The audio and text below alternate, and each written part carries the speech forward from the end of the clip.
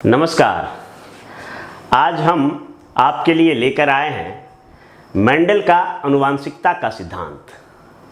Mendel का आनुवंशिकता का सिद्धांत एंथ्रोपोलॉजी यानी मानव विज्ञान वैकल्पिक विषय के अंतर्गत एक चैप्टर है जो कि यूपीएससी बीपीएससी परीक्षाओं में हमेशा पूछा जाता रहा है, आगे भी पूछे जाने की संभावना है।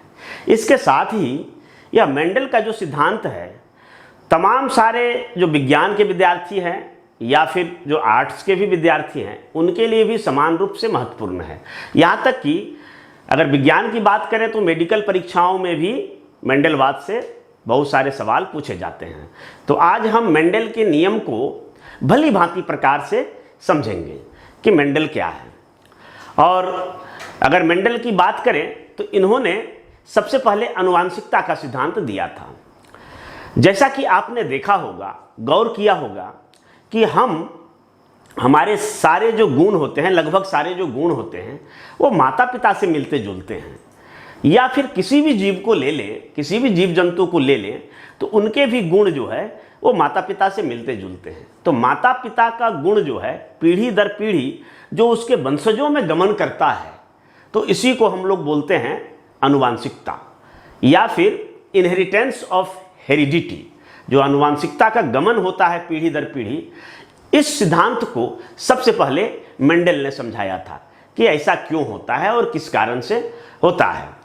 तो आइए हम आनुवंशिकता के सिद्धांत को पढ़ेंगे और उसके तहत यह जानने का प्रयास करेंगे कि कैसे जो है कि मनुष्य का बच्चा जो है मनुष्य होता है या किसी भी जीव जंतु का बच्चा उसी जीव जंतु के मुताबिक होता है, दूसरा नहीं होता है। तो मेंडल की अगर हम बात करें तो यह मेंडल का सिद्धांत जो है वो आनुवंशिकता का सिद्धांत कहलाता है, जिसमें बताया गया है इनहेरिटेंस ऑफ हेरिडिटी। जो वंशागति का जो गमन होता है वो किस प्रकार से गमन होता है उसके बारे में। तो ये जॉन ग्रेगर मेंडल हैं, ऑस्ट्रिया के निवासी थे और 1822 में इनका जन्म हुआ था। 1884 में इनका निधन हुआ था। इन्होंने मटर के पौधों पर किए गए प्रयोगों के माध्यम से दुनिया के सामने इस सिद्धांत को रखा कि किस प्रकार से जो माता पिता के गुण हैं, जो आनुवंशिक गुण हैं, वह उसके संतति में या उसके वंशजों में गमन करता है। हालांकि मेंडल के इस सिद्धांत को उस समय मान्यता नहीं मिल पाई थी जब इन्होंने इस सिद्धांत को खोजा था, इस सिद्धांत का आविष्कार किया गया था।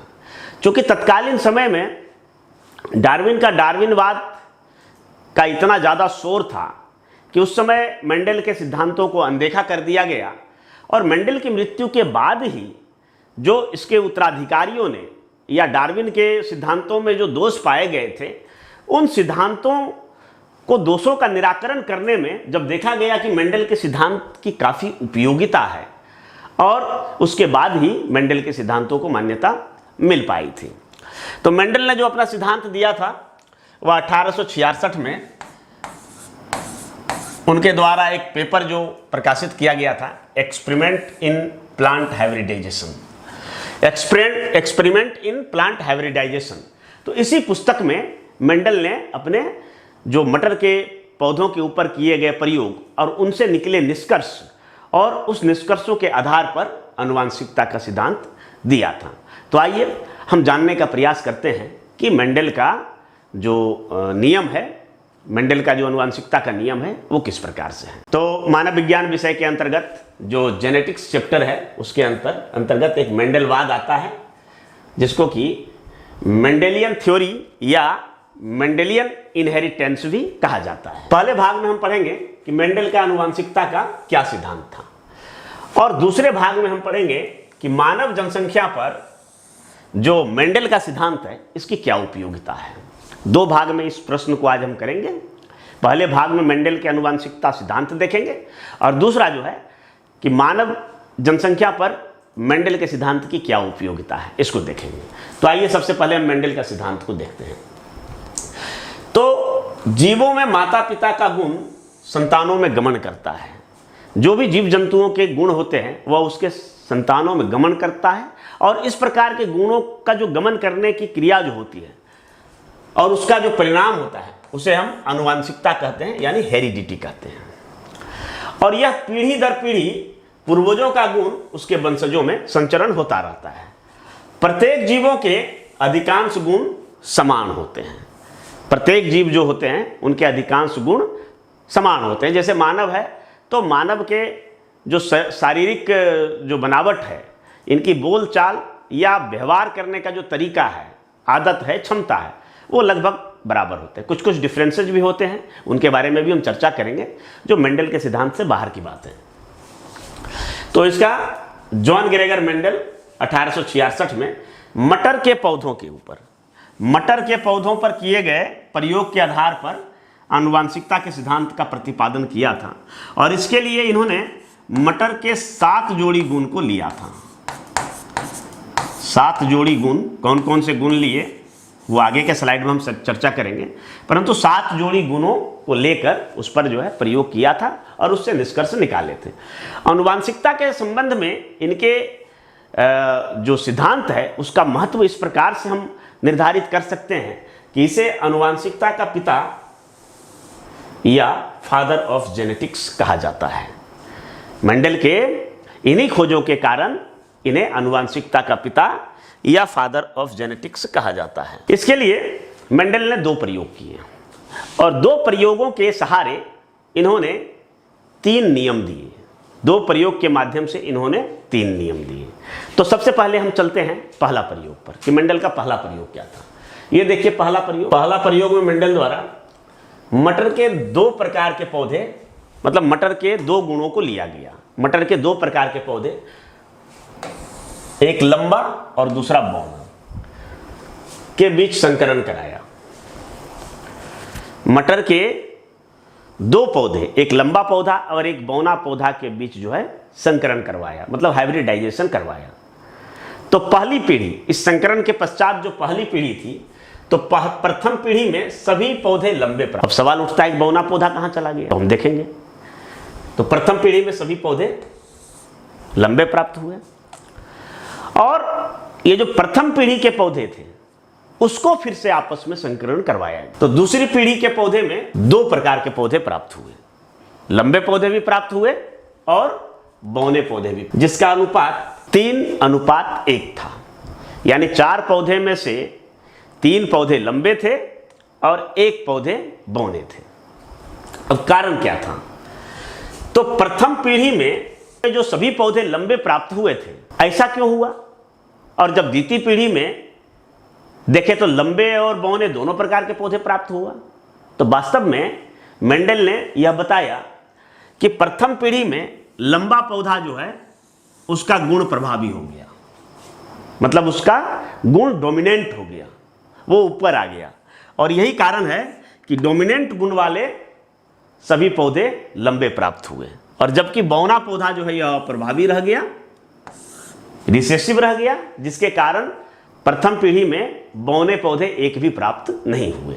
अब जब इन्हीं को आपस में पुनः संकरण करवाया गया तो द्वितीय पीढ़ी में क्या हुआ कि बौना वाला जो गुण जो प्रथम पीढ़ी में छुप गया था, मतलब दब गया था, रिसेसिव रह गया था, वो जो है फिर से डोमिनेंट हो गया। और डोमिनेंट हो जाने के कारण इस बार लंबे पौधे के साथ साथ बौने पौधे भी उभर कर सामने आए। तो लंबे और बौने दोनों तरह के पौधे हुए, जिसको हम देखें तो जो फिनोटाइप रेशियो है, फिनोटाइप उसको बोलते हैं जो बाहरी रूप से देखने में लगता है।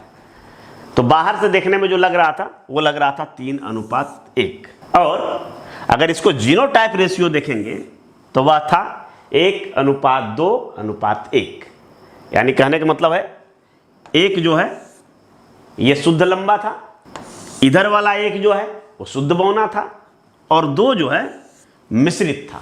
यानी कहने का मतलब है ये 2 पौधे जो थे मिश्रित वाले, इसमें लंबे वाले भी और बौने वाले भी गुण सम्मिलित रूप से थे, जो आगे की पीढ़ियों में जाके पुनः डोमिनेंट या रिसेसिव हो सकता है। इसको हम फिगर के माध्यम से समझते हैं। ये देखिए लंबे पौधे और बौने पौधे 2 प्रकार के। चूंकि इधर जो होता है बाद में हालांकि पता चला क्रोमोजोम का जोड़ा में होता है, सिंगल सेट नहीं होता है, डबल सेट होता है, इसीलिए इसको हम टी से सूचित करेंगे। तो लंबे पौधे हैं तो इसको कैपिटल टी से सूचित करेंगे, और जो बौने पौधे हैं तो बौने को तो ऐसे उसका इंग्लिश होता है ड्वार्फ, तो ड्वार्फ को डी से सूचित नहीं करके समानता दर्शाने के लिए इसको हम स्मॉल टी से सूचित करेंगे। तो ये लंबे पौधे और ये बौने पौधे मटर के पौधे हैं, इसको संकरण करवाए। तो संकरण करवाए तो दोनों तरफ के गुण मिले, परंतु ये जो लंबा पौधा वाला गुण था वो प्रभावी हो गया और बौना पौधा का गुण अप्रभावी हो गया। यही कारण है कि लंबा पौधा का गुण डोमिनेंट होने के कारण और बौना पौधा का गुण रिसेसिव हो जाने के कारण पौधा जो हुआ वो लंबा प्राप्त हुआ। ये किस पीढ़ी में? ये F1 यानी प्रथम पीढ़ी में टीटी प्रभावी हो गया और स्मॉल टीटी अप्रभावी हो गया। अब ये जो प्रथम पीढ़ी में जो प्राप्त हुए पौधे, उनके बीच पुनः संकरण करवाया गया। उन्हीं पौधों को एक तरफ इधर ले लिया गया, एक तरफ इधर लिया गया और उसको संकरण करवाया गया। तो इसमें जो फैक्टर मिले हुए हैं उसके आधार पर इसमें जो 4 तरह के पौधे, चार का जो रेशियो है वो इस प्रकार से प्राप्त हुआ कि अगर ये टी और ये दोनों टी एक साथ मिला तो दोनों कैपिटल टी हो गया, यानी ये जो है पूरी तरह से शुद्ध लंबा हो गया। उसके बाद ये टी और ये टी, तो इसमें दोनों प्रकार के फैक्टर हैं, कैपिटल टी और स्मॉल टी का, मतलब लंबा मटर के पौधा और बौना मटर के पौधा। उसी प्रकार ये टी और ये टी लिए तो टी हो गया, यह भी इसमें दोनों प्रकार के गुण हैं, और इसको अगर लिए तो दोनों ही स्मॉल टी हो गया, मतलब यहाँ शुद्ध बौना हो गया। तो इस तरह से देखने में ये तीनों पौधा लंबा है, क्योंकि यहाँ पर जो कैपिटल टी है और यहाँ पर जो कैपिटल टी है, तो ये डोमिनेंट हो रहने के कारण क्या हुआ कि ये 3 पौधे जो है वो लंबा प्राप्त हुआ। और यही कारण है कि जो फिनोटाइप रेशियो है वो 3:1 का था, मतलब 3 पौधा लंबा था और 1 जो है बौना प्राप्त हुआ। परंतु उसके अंदर अगर उसका हम जेनेटिक सेटअप देखें तो इसका जो है जीनोटाइप रेशियो वो 1:2:1 था, मतलब 1 ये शुद्ध लंबा, 2 जो था मिश्रित लंबा, और देखने में ऊपर से लंबा है लेकिन अंदर में दोनों गुण हैं, और ये जो है जो स्मॉल टी है मतलब ये शुद्ध रूप से बौना। तो ये जो है मेंडेल का पहला प्रयोग था, और पहला प्रयोग से जो निष्कर्ष निकला उसको हम आगे देखते हैं। देखिए मटर के पौधे हैं, मटर के पौधे पर प्रयोग करवाया गया था और 7 जोड़ी जो गुण थे वो इस प्रकार से थे। कलर का रंग, जो कॉन्ट्रास्टिंग ट्रेट्स था वो वायलेट एंड वाइट, और ऑफ स्प्रिंग ट्रेट्स यानी जो उसके वंशज हैं, जो उसकी अगली पीढ़ी है, वहाँ पर वायलेट हो गया। उसी प्रकार फ्लावर का पोजीशन, कहाँ पर फूल है, फिर जो है प्लांट का लंबाई, जो पौधे की लंबाई है मटर के पौधे का, फिर बीज कैसा है, झुर्रीदार है या प्लेन है, उसके बाद सीड का कलर, जो बीज का क्या रंग है, और उसके अलावा ये जो मटर का जो पॉड है उसका टेक्सचर क्या है, और इसके अलावा मटर पॉड का कलर। तो ये 7 जोड़ी गुणों को लिया गया। प्रथम प्रयोग के आधार पर मेंडल ने कुछ निष्कर्ष निकाले थे। तो प्रथम प्रयोग को अगर फिगर के माध्यम से देखें तो ये टॉल एंड शॉर्ट, और इस तरह से प्रथम पीढ़ी जो F1 था, F1 में सभी पौधे लंबे प्राप्त हुए। F1 पीढ़ी में सभी पौधे लंबे प्राप्त हुए, और उसी को फिर जो प्रथम पीढ़ी के पौधे, इसमें सेल्फ फर्टिलाइजेशन करवाया गया। तो क्या हुआ कि 3 पौधे लंबे और 1 बौने पौधे प्राप्त हुए, और इस तरह से जो रेशियो था वो 3:1 का था। तो एक्चुअल में मेंडल का जो प्रयोग था तो वो 787 टॉल पौधे थे और 277 शॉर्ट पौधे थे, और जो रेशियो था, जो जीनोटाइपिक रेशियो, वो 2:8:4:1 इस प्रकार से था। यानी कहने का मतलब है कि ये तो जो रेशियो है तो 2 प्रकार के, एक फिनोटाइप रेशियो 3:1 और जीनोटाइप रेशियो 1:2:1। तो ये पहला प्रयोग था। तो प्रथम प्रयोग के आधार पर मेंडल ने जो कुछ निष्कर्ष निकाले उसको हम इस प्रकार से देख सकते हैं कि पहला तो ये है कि कोई भी गुण दो कारकों से निर्धारित होता है। कारक मतलब फैक्टर। बाद में इसी फैक्टर को जीन शब्द दिया गया, जो कि हमारे आनुवांशिक गुणों का वाहक होता है, या फिर डीएनए जो आनुवांशिक गुणों का हमारा वाहक होता है। तो ये फैक्टर जो है, तो इनमें से एक फैक्टर माता की तरफ से आता है और दूसरा फैक्टर पिता की तरफ से आता है। मतलब किसी भी जीव का जो गुण होता है वो दो फैक्टर पर निर्भर करता है, जिनमें से एक फैक्टर माता की तरफ से और दूसरा पिता की तरफ से आता है। दूसरा में है कि दोनों फैक्टर आपस में घुलता मिलता नहीं है, दोनों फैक्टर अलग अलग रहता है। यानी दोनों जो माता और पिता दोनों की तरफ से जो फैक्टर आया वो जीवों में घुलता मिलता नहीं है, दोनों अलग अलग रहता है और समय पड़ने पर वो अगली पीढ़ियों में पुनः जाके अलग अलग हो जाता है। तीसरे सिद्धांत को देखिए कि अगर एक कारक प्रभावी रहा और दूसरा कारक अप्रभावी, मतलब मान लिया जाए कि ये माता का जो फैक्टर है वो प्रभावी रहा और पिता का अप्रभावी रहा, तो अगली पीढ़ी में जो गुण होगा वो प्रभावी वाला गुण होगा, यानी माता वाला गुण उसमें आएगा। परंतु यदि चौथा निष्कर्ष में देखिए कि यदि दोनों कारक प्रभावी रहा, मतलब माता का भी प्रभावी रहा और पिता का भी प्रभावी रहा, तो अगली पीढ़ी में जो गुण होगा वो प्रभावी वाला होगा। परंतु यदि दोनों कारक अगर अप्रभावी रहता है तो अगली पीढ़ी में अप्रभावी वाला गुण होगा। तो इस प्रकार से मेंडल ने जो निष्कर्ष निकाले, और इन निष्कर्षों के आधार पर मेंडल ने 3 नियम का प्रतिपादन। उन 3 नियमों से पहले हम दूसरे प्रयोग को देखेंगे। तो दूसरा प्रयोग क्या था? तो दूसरा प्रयोग में इस बार मेंडल ने 2 गुण वाले मटर के पौधे को लिया। 2 गुण वाले मटर के पौधे को लिया। 2 गुण कौन कौन थे? तो एक तरफ थे गोल बीज और पीला फूल, मतलब राउंड सीड और येलो फ्लावर। दूसरी तरफ झुर्रीदार बीज और हरा फूल। 2 गुण को लिया गया और 2 गुण को लेने के बाद दोनों का संकरण कराया गया। और दोनों का जब संकरण कराया गया तो प्रथम पीढ़ी में सभी पौधे गोल बीज एवं पीले फूल वाले प्राप्त हुए, मतलब सभी पौधे इस टाइप के हो गए, गोल बीज और पीले फूल। तो यहां इससे क्या हुआ कि गोल बीज और पीला फूल, मतलब इसका जो गुण था वो प्रभावी हो गया और इसका गुण जो है वो अप्रभावी रह गया। मतलब गोल बीज और पीला फूल, इसका गुण डोमिनेंट हो गया और झुर्रीदार बीज और हरा फूल का जो गुण जो इस साइड में है उसका रिसेसिव रह गया।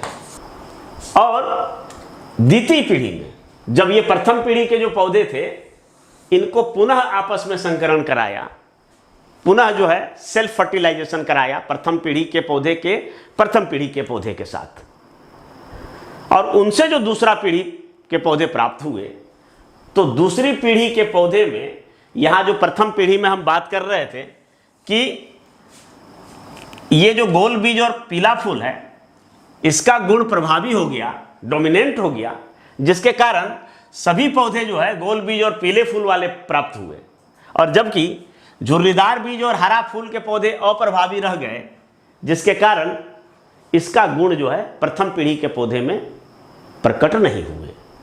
परंतु द्वितीय पीढ़ी में देखिए जाके क्या होता है। दूसरी पीढ़ी में क्या होता है, जो झुर्रीदार बीज और हरा फूल के जो गुण थे वह भी डोमिनेंट हो जाता है, और इस तरह से यहां 4 प्रकार के पौधे प्राप्त होते हैं। द्वितीय पीढ़ी में 4 प्रकार के पौधे प्राप्त होते हैं। 4 प्रकार के पौधे किस प्रकार के हैं? तो गोल बीज और पीला फूल, जस्ट इसके जैसा 9 पौधे प्राप्त होते हैं। इसका कारण है कि शुरू में यह गुण डोमिनेंट रहा था, इस वजह से इसकी संख्या अधिक है। उसके बाद झुर्रीदार बीज और पीला फूल, मतलब ये झुर्रीदार और इधर पीला फूल, ये दोनों मिलके एक अलग प्रकार का पौधा बना जिसकी संख्या 3, मतलब अनुपात जो है वो 3 था। उसके बाद गोल बीज और हरा फूल, मतलब ये वाला गोल बीज और इधर वाला हरा फूल दोनों मिल गया और दोनों मिल के एक नया प्रकार का पौधा बना जिसकी संख्या 3 थी। और उसके बाद झुर्रीदार बीज और हरा फूल, ये वाला शुद्ध रूप से झुर्रीदार बीज और हरा फूल, इस प्रकार के पौधों की संख्या 1 हुई और कुल जो है 16, यानी 16 पौधों को देखा जाए तो इस अनुपात में थे 9:3:3:1। और यह फिनोटाइप अनुपात था।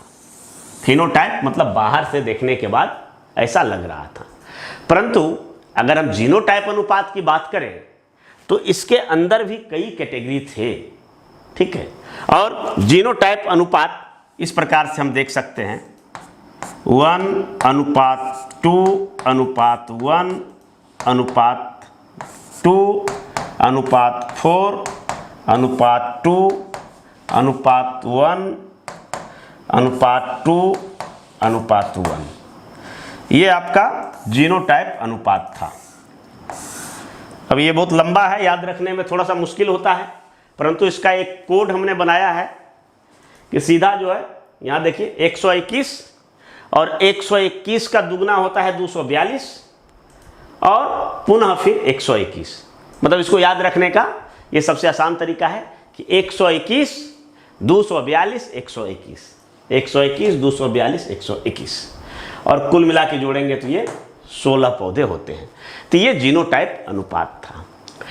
इस प्रयोग को हम चित्र के माध्यम से समझेंगे और उस चित्र को जब समझ लिए तो समझिए कि मेंडल को पूरी तरह से समझ लिए। मेंडल के दूसरे प्रयोग को हम अब चित्र के माध्यम से समझते हैं। तो ये देखिए मेंडल का दूसरा प्रयोग जो है, इसमें 2 प्रकार के गुणों को रखा गया है। पहला गुण था गोल बीज एवं पीला फूल, जिसको हम सूचित कर रहे हैं RR, राउंड सीड और येलो फ्लावर। उसी प्रकार दूसरे तरफ रखे गए झुर्रीदार बीज एवं हरा फूल, मतलब इसको कैपिटल इधर कैपिटल R से सूचित किए थे, इधर स्मॉल r, तो स्मॉल और ये हरा फूल, हालांकि यहाँ होना चाहिए G, परंतु समानता दर्शाने के लिए इसको हम स्मॉल y से सूचित किए, स्मॉल r स्मॉल y। इन दोनों के बीच जब संकरण कराए तो प्रथम पीढ़ी में संकरण के फलस्वरूप अगर हम प्रथम पीढ़ी की बात करें, प्रथम पीढ़ी में सभी पौधे वो गोल बीज और पीला फूल वाले होंगे। इन दोनों का जब संकरण हुआ तो प्रथम पीढ़ी में, ये प्रथम पीढ़ी में क्या हुआ, सभी जो पौधे हैं गोल बीज और पीला फूल वाले हो गए। और प्रथम पीढ़ी के पौधों को पुनः आपस में पुनः संकरण कराया गया। तो चूंकि यहाँ पर गोल बीज और पीला फूल थे लेकिन दोनों तरफ के फैक्टर मिले थे, इसलिए इसको विभिन्न कलर से डिफ्रेंशिएट करने के लिए दर्शाया गया और इसी को फिर यहाँ लिया गया और इसी को फिर यहाँ लिया गया।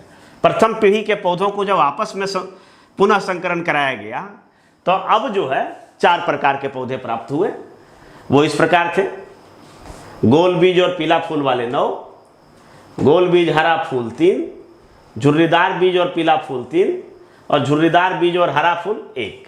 मतलब 9:3:3:1 के अनुसार से पौधे प्राप्त हुए द्वितीय पीढ़ी में। द्वितीय पीढ़ी में इस अनुपात में पौधे प्राप्त हुए। तो यह एक बाहरी संरचना था पौधे का, इसलिए इसे हम फिनोटाइप रेशियो कहते हैं। और अगर इसको जेनेटिक रेशियो की बात करें तो जैसा पहले स्लाइड में हमने बताया था 1:2:1, 1:4:1, मतलब इसको अगर कोड में याद रखें तो 121, 242 और 121 ये जेनेटिक अनुपात था। अब हम देखेंगे कि ये जो रेशियो है इसकी जटिलता को हम सुलभ करके समझेंगे और इसके लिए हम एक बॉक्स बनाएंगे और उस बॉक्स में देखेंगे कि जब हम प्रथम पीढ़ी के पौधों को, प्रथम पीढ़ी तक तो यहाँ आसानी से समझने में कोई दिक्कत नहीं है, परंतु प्रथम पीढ़ी का जब कराया गया और 2 गुण इधर से 2 गुण इधर से कुल मिला के 4 गुण हो जा रहे हैं और 4 गुणों को जब आपस में मिलाया गया और ये जो रिजल्ट प्राप्त हुआ, इस रिजल्ट को हम देखने के लिए एक बॉक्स का सहारा लिए हैं और उस बॉक्स के माध्यम से हम समझेंगे कि किस प्रकार से इसको हम प्राप्त हुए हैं। तो देखिए नज़र डालिए, प्रथम पीढ़ी में तो गोल बीज और पीला फूल और दूसरी तरफ झुर्रीदार बीज और हरा फूल को रखा गया। प्रथम पीढ़ी में जो पौधे प्राप्त हुए और उसको जब आपस में संकरण कराया गया तो द्वितीय पीढ़ी में किस प्रकार के रिजल्ट प्राप्त हुए, तो जो रिजल्ट प्राप्त हुए उसको हम इस बॉक्स के माध्यम से देख सकते हैं। तो यहाँ पर जो हम देखे थे कि दो प्रकार के युग्मक थे, आर आर वाई और वाई, इसको हम इस तरह से डिफ्रेंशिएट कर दिए युग्मक में। एक तरफ हम आर आर को रखें, अगर इसी को फिर से इससे गुना कर देते हैं आर आर वाई और वाई, तो अगर इस आर और इस आर को ले लें ये दोनों, तो ये दोनों को हम यहाँ रख लिए एक तरफ, और अगर इस आर और वाई को रख लें तो यहाँ ले लिए, और फिर जो है इसी प्रकार यहाँ ले लिए, और फिर इसी प्रकार यहाँ ले लिए, और ठीक उसको चूँकि क्रॉस मल्टीप्लिकेशन कराना है तो फिर उसी चीज़ को यहाँ पर लिख दिए। अब देखना है कि इसका रिजल्ट कैसे हुआ। तो ये आर वाई और ये आर वाई मिला तो इस प्रकार का आया, दोनों युग्मक मिला। अब ये आर वाई और ये आर वाई मिला तो इस प्रकार का हुआ, ये आर वाई और ये आर वाई मिला तो इस प्रकार का हुआ, ये आर वाई और ये आर वाई हुआ तो इस प्रकार का हुआ। इसी प्रकार से अगर इसको इसके साथ इस तरह से अगर कराते गए तो इस प्रकार का बॉक्स बना। इनमें से एक चीज गौर करने वाली बात है कि इसमें 4 बॉक्स को देखें तो P4 प्योर, एक ये और ये सभी प्योर पौधे हैं जिनमें किसी प्रकार का अशुद्धता नहीं है और एक प्रकार से इसमें मिलावट है। और दूसरी तरफ इसके अलावे जितने भी पौधे हैं सभी अनप्योर प्राप्त हुए, मतलब उसमें मिक्सिंग है, हरा फूल का, पीला फूल का, झुर्रीदार बीज का, गोल बीज का, इस प्रकार से मिक्सिंग है। तो अगर हम इसका रिजल्ट के रूप में देखें, फिनोटाइपिक रेशियो की अगर बात करें तो इस बॉक्स में हम ये जो समीकरण यहाँ है इसको पूरी तरह से देख सकते हैं। यानी गोल बीज पीला फूल वाले 9 पौधे, गोल बीज हरा फूल वाले 3 पौधे, झुर्रीदार बीज और पीला फूल वाले 3 पौधे, और झुर्रीदार बीज और हरा फूल वाले 1 पौधे। तो सबसे पहले देखिए, चूंकि ये दोनों जो है वो गोल बीज और पीला फूल के युग्मक हैं, और इसके अतिरिक्त तो इसको पहले ढूंढ लेते हैं कहाँ है गोल बीज और पीला फूल वाले। तो जहाँ जहाँ भी है सबसे पहले तो ये है गोल बीज और पीला फूल। इसके अतिरिक्त देखिए ये गोल बीज पीला फूल, हालांकि ये मिक्सचर है, परंतु जहाँ भी कैपिटल वाई होगा उसको हम रखेंगे। तो ये चूंकि इसका सिंबल हमने इस तरह से दिखाया था वृत्त के अंदर बिंदु, तो ये हो गया। यहाँ भी देखिए, यहाँ भी देख सकते हैं, यहाँ भी देख सकते हैं, यहाँ भी देख सकते हैं और यहाँ भी देख सकते हैं। इसके अलावा यहाँ और यहाँ, इस तरह से 1 2 3 4 5 6 7 8 9, ये 9 जो पौधे हैं वो गोल बीज और पीला फूल के हैं। अब आते हैं गोल बीज और हरा फूल। तो गोल बीज और हरा फूल, गोल बीज मतलब ये युग्मक, और हरा फूल में क्या होगा तो वाई युग्मक रहेगा। तो इसको देख लीजिए, इसको सूचित त्रिभुज से किए हैं। तो इसमें देखिए ये शुद्ध रूप से गोल बीज हरा फूल हो गया, परंतु 2 और देखिए, एक हो गया यहाँ पर ये गोल बीज, चूंकि यहाँ पर गोल बीज डोमिनेट कर रहा है और यहाँ पर हरा फूल डोमिनेट कर रहा है। तो एक ये हो गया और एक यहाँ पर है, गोल बीज डोमिनेट कर रहा है और हरा फूल यहाँ पर डोमिनेट कर रहा है। तो ये 3, 1 2 और 3, ये 3 जो हो गए गोल बीज और हरा फूल वाले हो गए। अब हम लोग देखेंगे झुर्रीदार बीज और पीला फूल। तो झुर्रीदार बीज सबसे पहले इसमें ये आ जाइए, ये बिल्कुल शुद्ध है। यहाँ पर जो झुर्रीदार बीज है वो डोमिनेट कर रहा है और पीला फूल यहाँ डोमिनेट कर रहा है। और इसी तरह से मिक्सर में अगर देखें तो एक यहाँ पर आ जा रहा है जो कि झुर्रीदार बीज डोमिनेट कर रहा है, और यहाँ पर 2 वाई है, कैपिटल और स्मॉल वाई, परंतु जो है यहाँ कैपिटल वाई का मतलब हुआ कि पीला फूल डोमिनेट कर रहा है। तो 1 2 3, ये 3 जो पौधे हैं वो झुर्रीदार बीज और पीला फूल को डिनोट करता है। और मात्र एक पौधे जो यहाँ बच गया जो कि बिल्कुल शुद्ध रूप में है, इसमें बिल्कुल देखिए झुर्रीदार बीज और हरा फूल, तो ये एक पौधे जिसको हमने इस सिंबल से दर्शाया था, तो ये यहाँ पर आ गया। तो इस तरह से ये फिनोटाइपिक रेशियो हो गया। अगर जीनोटाइपिक रेशियो की बात करें तो जीनोटाइपिक में देखिए ये एक और ये एक यहाँ पर है, बिल्कुल शुद्ध है, और यहाँ पर देखिए बिल्कुल शुद्ध है। इसके अलावा एक यहाँ है और एक यहाँ है। इसकी शुद्धता की बात करें तो एक देखिए ये बिल्कुल शुद्ध है, किसी प्रकार का मिलावट नहीं है, और एक यहाँ पर शुद्ध है, किसी प्रकार का मिलावट नहीं है। दो गुण यहाँ पर बिल्कुल जो है अलग अलग है, क्योंकि ये मेंडल के नियम के अनुसार हो रहा है, आगे हम बताएंगे।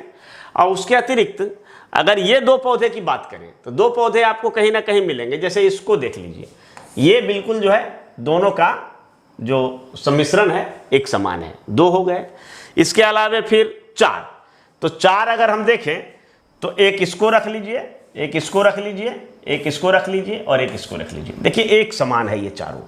तो ये चारों जीनोटाइपिक रेशियो के अंतर्गत यहाँ आ गए। फिर हम दो को देखते हैं, तो दो को देख लीजिए, एक इसका मिल रहा है और एक इसका मिल रहा है, तो ये दोनों समान है, तो ये दो हो गया। और एक और दो जो बच गया है, वो एक और दो वो यहाँ से हम देख सकते हैं, यहाँ और यहाँ ये समान है।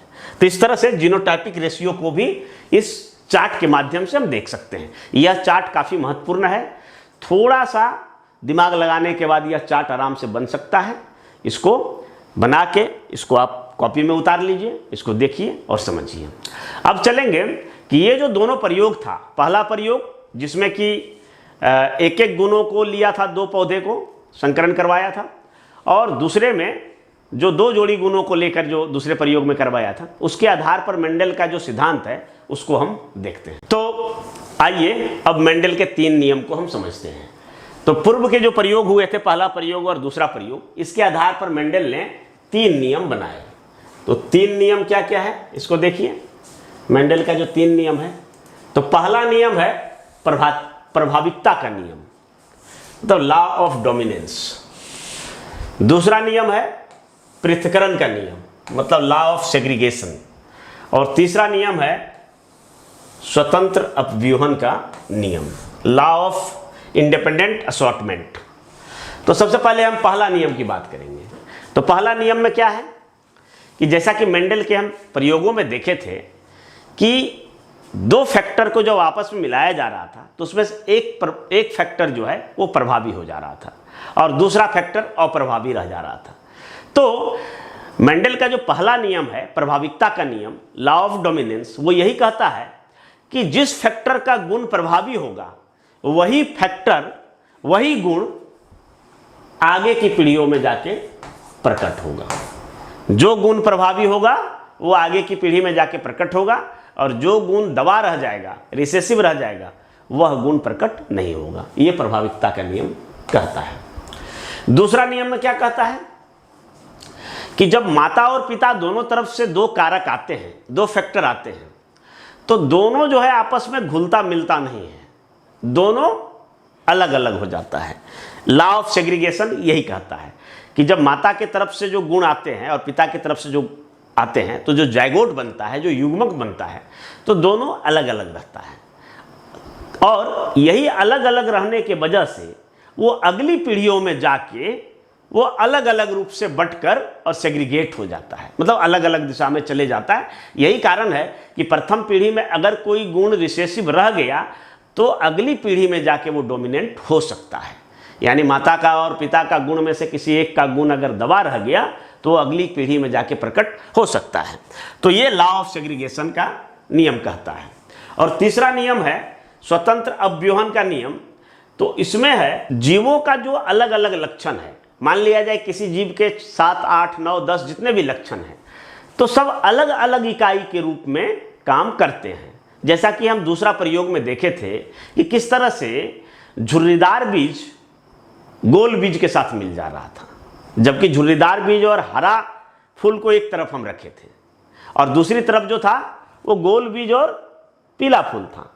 लेकिन ये जो 4 कैरेक्टर को देखें, जो 2 जोड़ी गुणों को हम देखें, तो दोनों गुण कैसे कैसे अलग होकर और एक दूसरे से मिल गए थे, जिसके कारण से 4 प्रकार के पौधे प्राप्त हुए थे।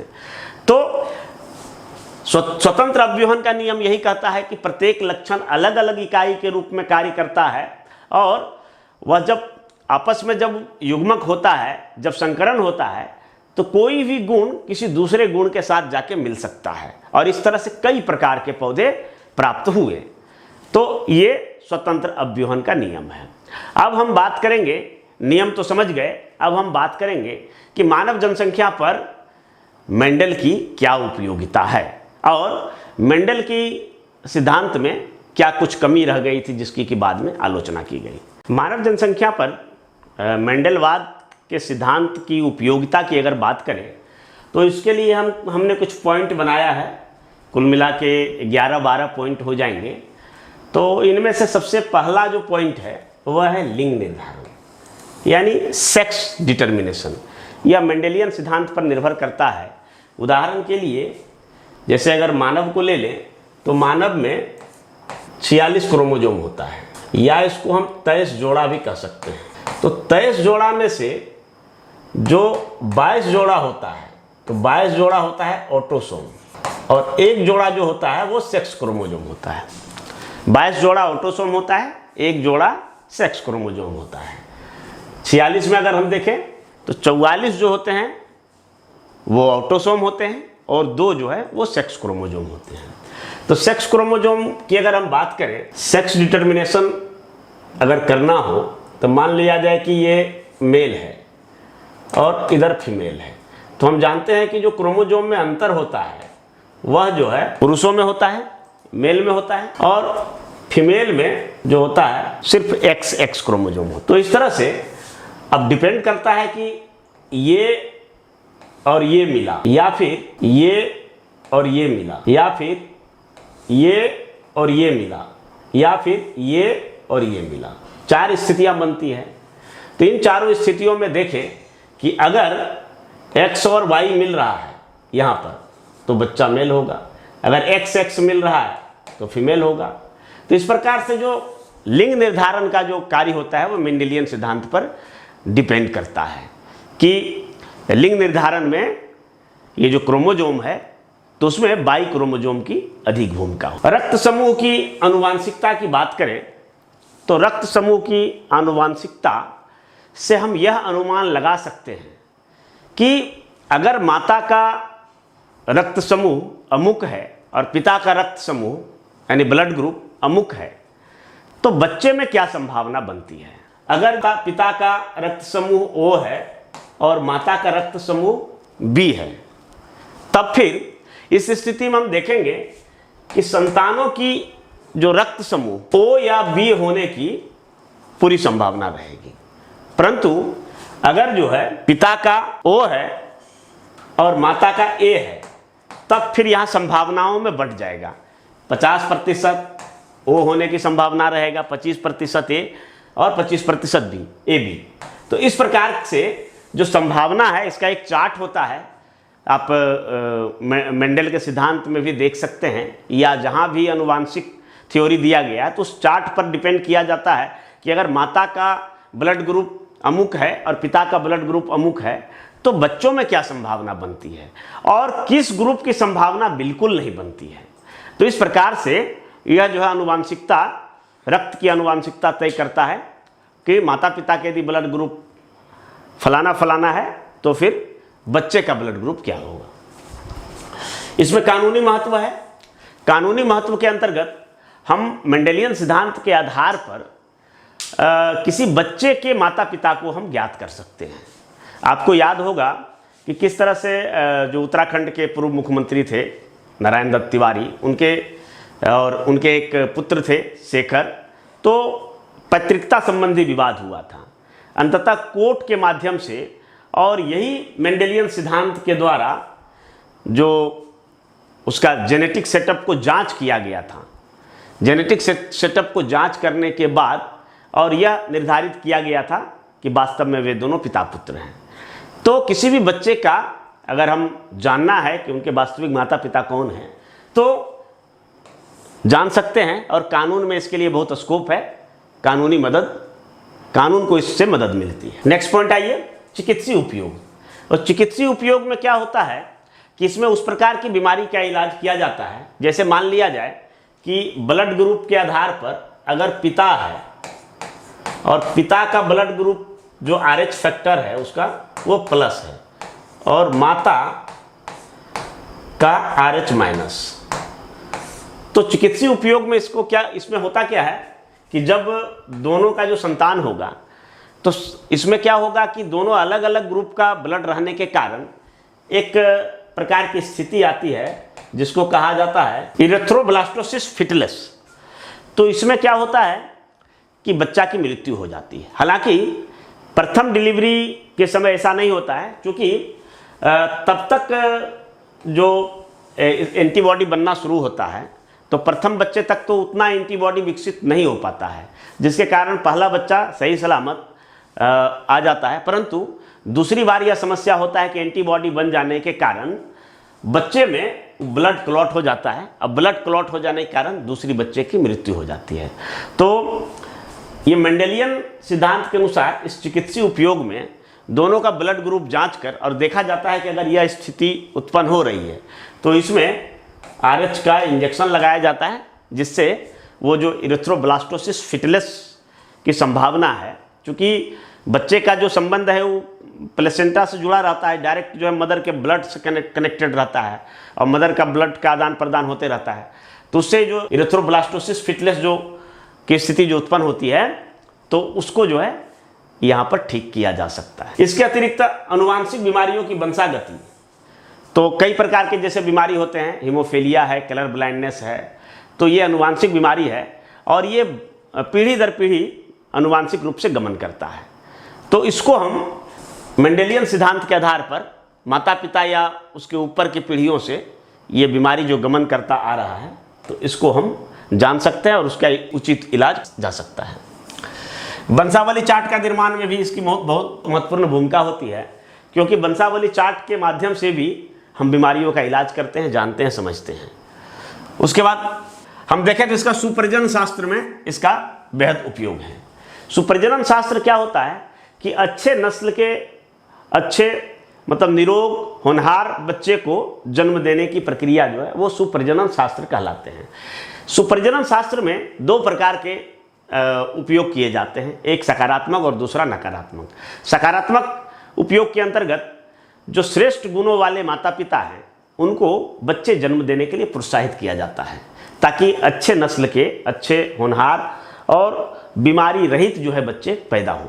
जबकि जिनके माता पिता में कुछ व्याधि रहता है, विकार रहता है और वो बच्चों में भी ट्रांसमिट होने की संभावना रहती है, तो ऐसे माता पिता को बच्चे जन्म देने से हतोत्साहित किया जाता है। उसके बाद जनसंख्या अनुवांशिकी पर भी यह काम करता है।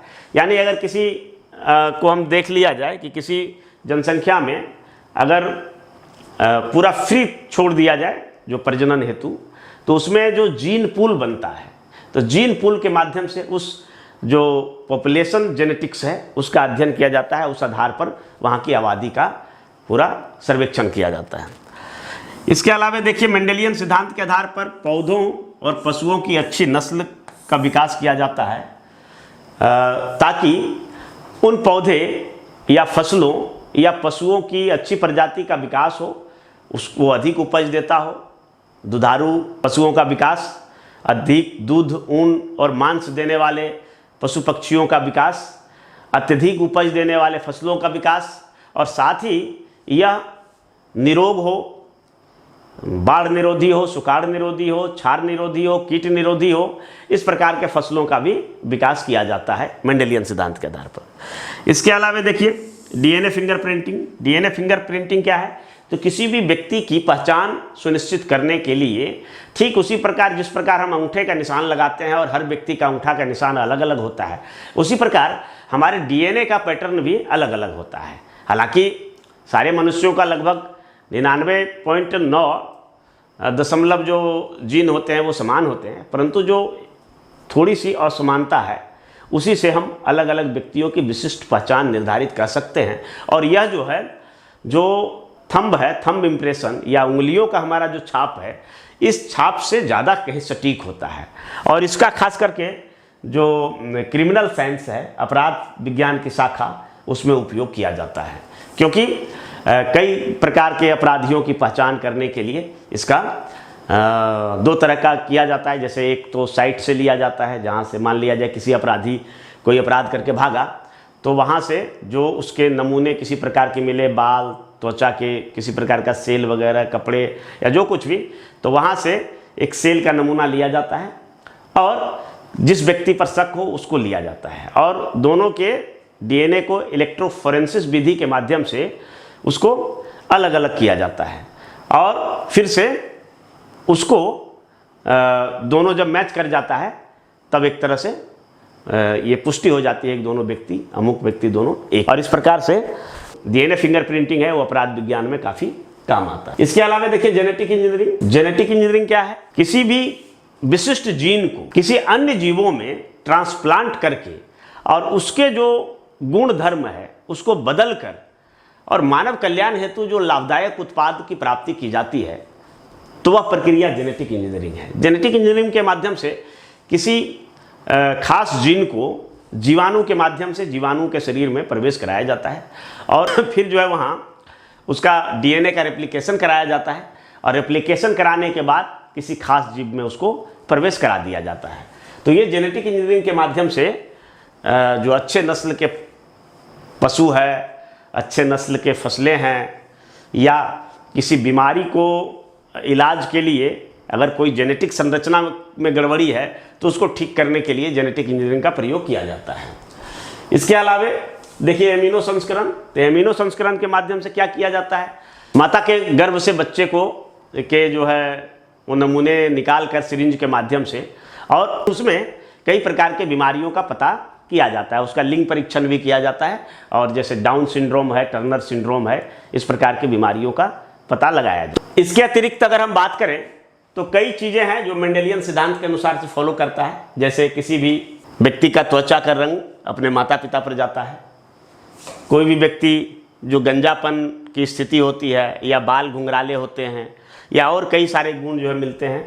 कई लोगों का उंगली का पैटर्न भी जो है वो माता पिता से फॉलो करता है, थोड़ा बहुत अंतर होता है। हाथों की रेखा भी माता पिता से मिलता जुलता है। इसके अतिरिक्त कुछ व्यवहार और कुछ आदतें भी माता पिता से गमन करता है। तो ये सारे जो है मेंडेलियन सिद्धांत का महत्व था। अब हम बात करेंगे आलोचना की।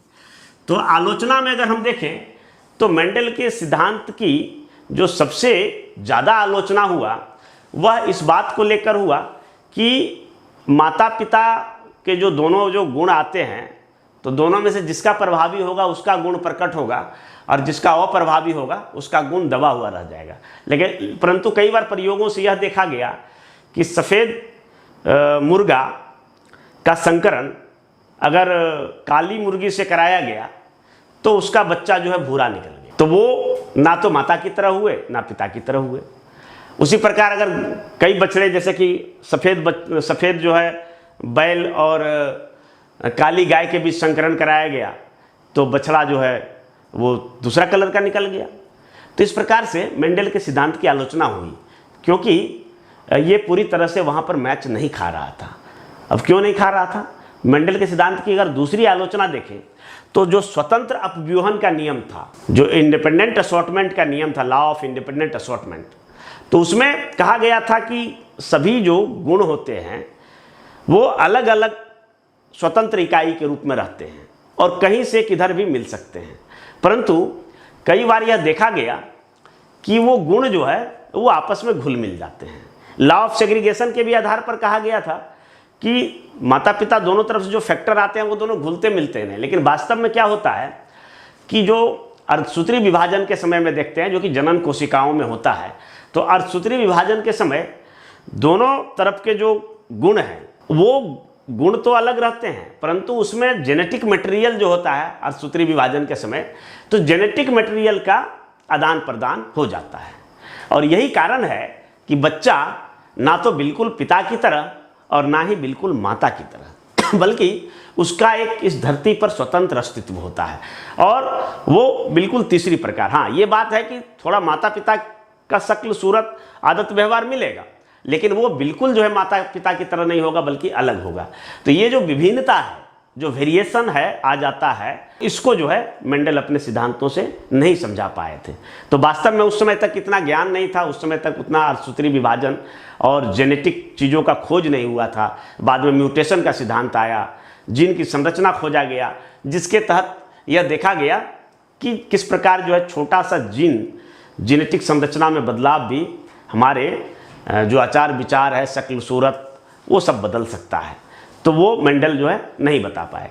परंतु फिर भी अगर हम मेंडल की बात करें, मेंडल के सिद्धांत की निष्कर्ष के तौर पर, तो मेंडल का सिद्धांत अपने आप में इतना बड़ा उपयोगी है, इतना महत्वपूर्ण सिद्धांत है कि इन्होंने पहली बार जो आनुवांशिकता का सिद्धांत दिया, जिससे पूरी दुनिया में यह सिद्धांत सामने स्थापित हुआ कि क्यों किसी माता पिता का गुण जो है बच्चों में फॉलो करता है और वो अगली पीढ़ियों तक लगातार गमन होता रहता है। यही कारण है कि किसी भी जीव जंतु का बच्चा जो है लगभग उसी के समान होता है, परंतु बिल्कुल उसी के समान नहीं होता है, बल्कि जो है इसमें कुछ वेरिएशन होता है और वो थोड़ा सा अलग होता है। तो ये था मेंडल का सिद्धांत, बहुत ही उपयोगी सिद्धांत था।